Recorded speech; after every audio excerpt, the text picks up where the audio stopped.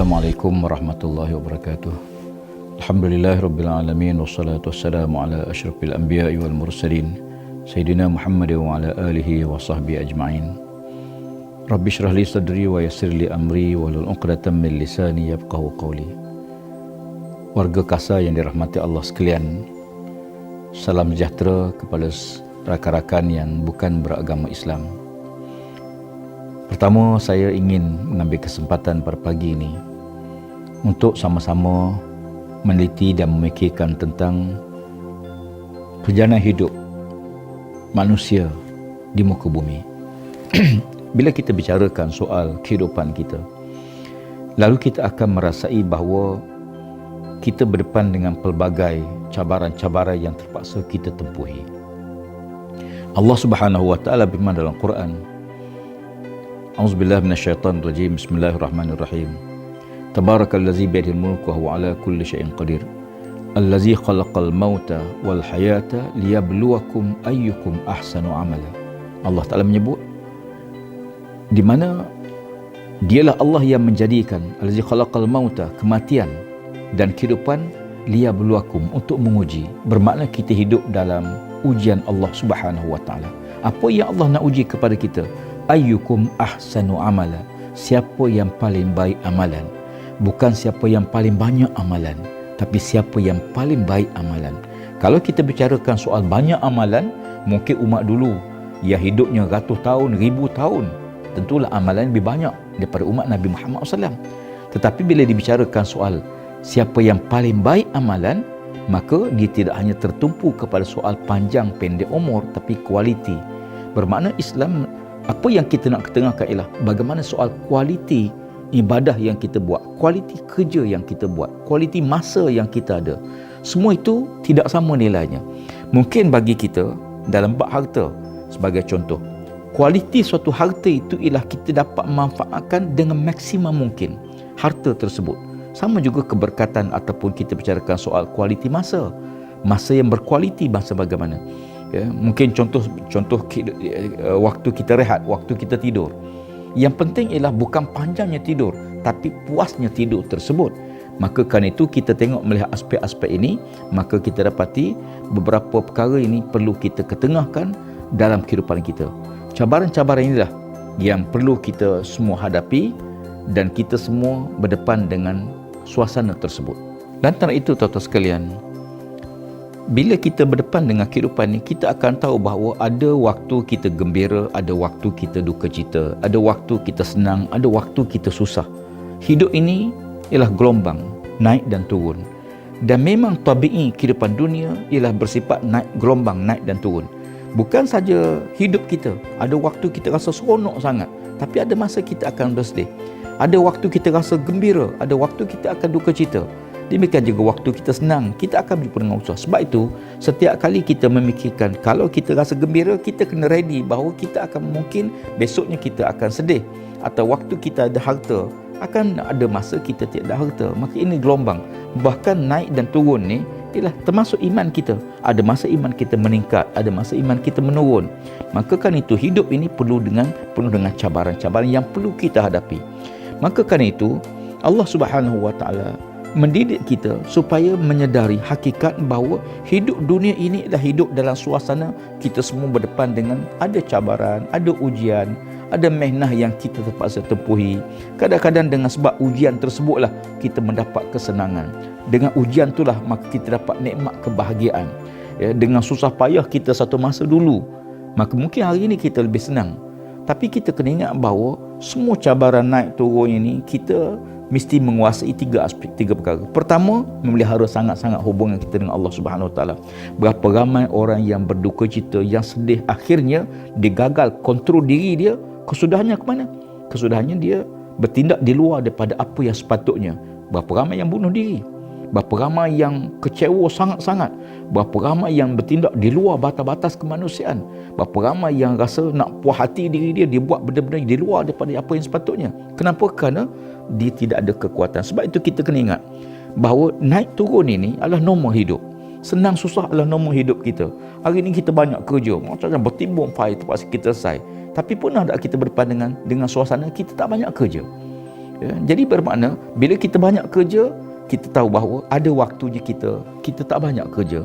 Demikian juga ada waktu kita sibuk sangat. Pernah tak kita jumpa dengan waktu yang kita ada masa lapang?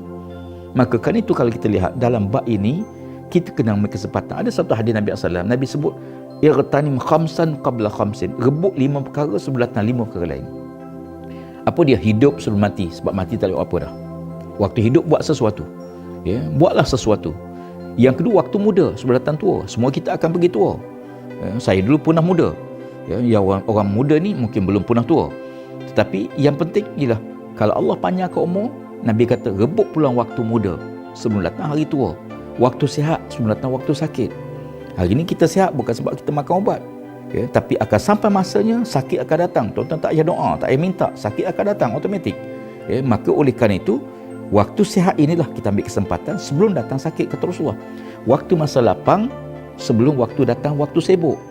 Ya, waktu lapang, manfaatkan waktu. Waktu lapang kita manfaatkan sebaik mungkin. Ya, jangan habis masa berjam-jam pada handphone sebagai contoh. Berapa jam kita habis masa dengan handphone kita. Kadang-kadang kita duk bergayut dengan handphone kita, tak ada masa baca Quran.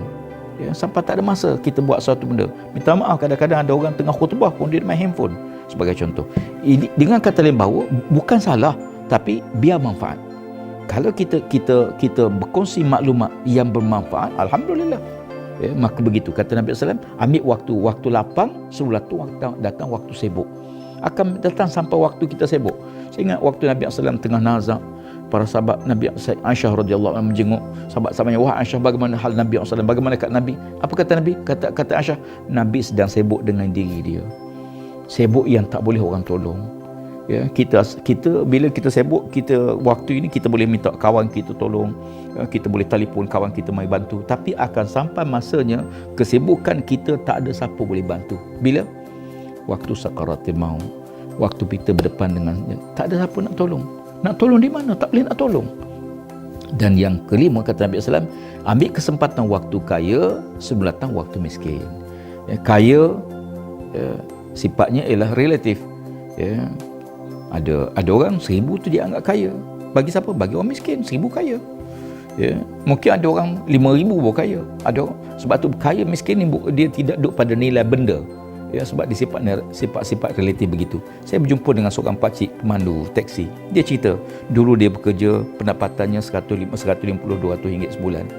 Dia kata pada waktu itu dia boleh simpan. Sekarang dia pendapatannya 500,000, tapi dia tak boleh simpan. Maknanya apa dia? Maknanya ialah kekayaan, kemiskinan ialah merupakan perkara yang relatif. Jadi ambil kesempatan. Tuan-tuan sekalian, saya nak sebut topik ini tidak lain tidak bukan untuk mengajak kita semua supaya kita menyedari apapun cabaran, susah payah, yang sedih, duka cita, ya, celik mata luas-luas, tengok dunia luas-luas, yakin dengan diri bahawa kita sebenarnya kita ada Allah Ta'ala, kita ada kawan, kita ada sahabat yang kita boleh minta tolong, kita ada jiran tetangga yang kita boleh ziarah dia, kita ada saudara mara, alhamdulillah. Ya, sebab tu selagi mana kita tengok dan mensyukuri nikmat yang Tuhan bagi pada kita, insya-Allah kita tidak akan putus asa, kita tidak akan kecewa. Mudah-mudahan Allah Ta'ala atur yang terbaik dalam hidup kita semua, kerana saya sendiri pun tak tahu apa yang Allah sedang atur untuk saya. Tuan-tuan pun tak tahu apa yang Allah sedang atur untuk kita semua. Apa yang penting? Yang penting kita berjalan, buat kerja betul, jangan bercanggah dengan peraturan, jangan bercanggah dengan undang-undang, jangan bercanggah dengan syariat, dan doa pada Allah Subhanahu Wa Taala. Apa nak doa? Yang pertama, doa supaya Allah atur yang terbaik dalam hidup kita. Yang kedua, doa pada Allah supaya Allah jangan uji benda yang kita tak mampu hadapi, ya, sebab kita kemampuan tak sama. Yang ketiga, doa pada Allah Ta'ala semoga Allah berkati hidup pada kita, dikurniakan sahabat yang baik, dikurniakan saudara mara yang baik, dikurniakan keluarga yang baik. Mudah-mudahan semua kebaikan itu berkumpul, yang disebut nilai apa dia? Nilai kebahagiaan. Inilah bahagia kita bila Allah Ta'ala kurniakan perkara tersebut. Mudah-mudahan dalam kesempatan masa lain kita jumpa semula, ya. Selamat menjalankan tugas harian. Mudah-mudahan Allah Ta'ala permudahkan urusan tuan-tuan sekalian, urusan kita bersama pada hari ini. Assalamualaikum warahmatullahi wabarakatuh dan salam sejahtera.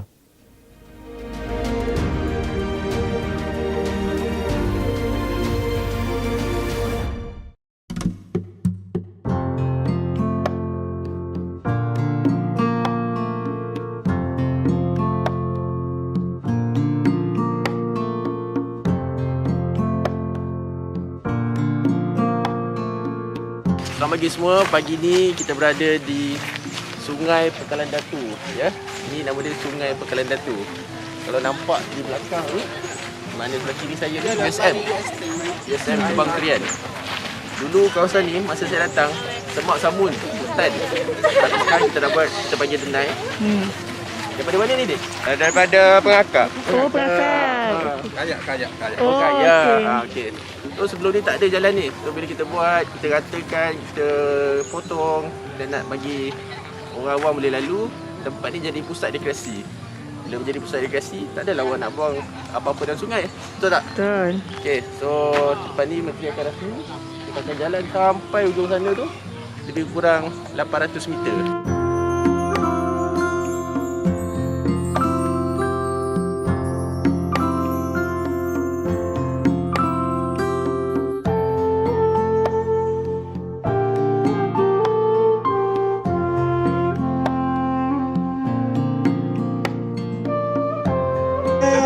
Ikan apa?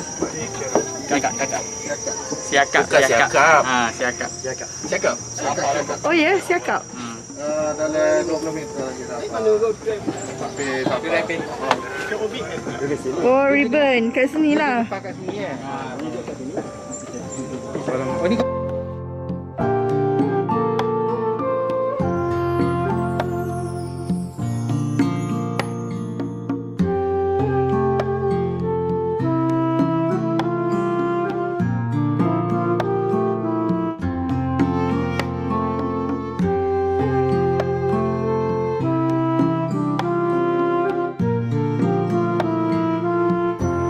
Kita dah berada separuh daripada perjalanan 800 meter daripada USM ke main house camp.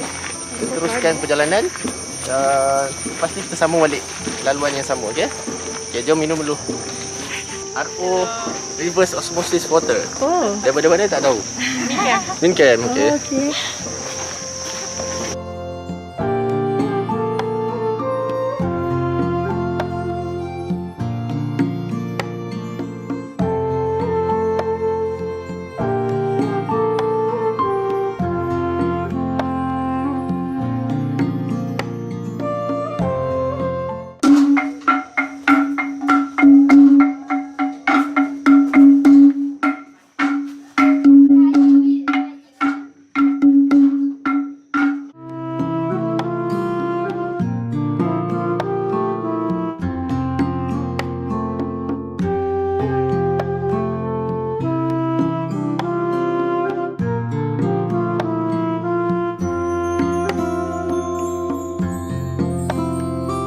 Pusat-pusat rekreasi dan pusat-pusat yang mampu menarik pelancong saya dengan ini merasmikan denai Sungai Pekalan Datu Kebang Krian sebagai salah satu di antara denai kebangsaan yang telah pun kita putuskan. Assalamualaikum warahmatullahi wabarakatuh.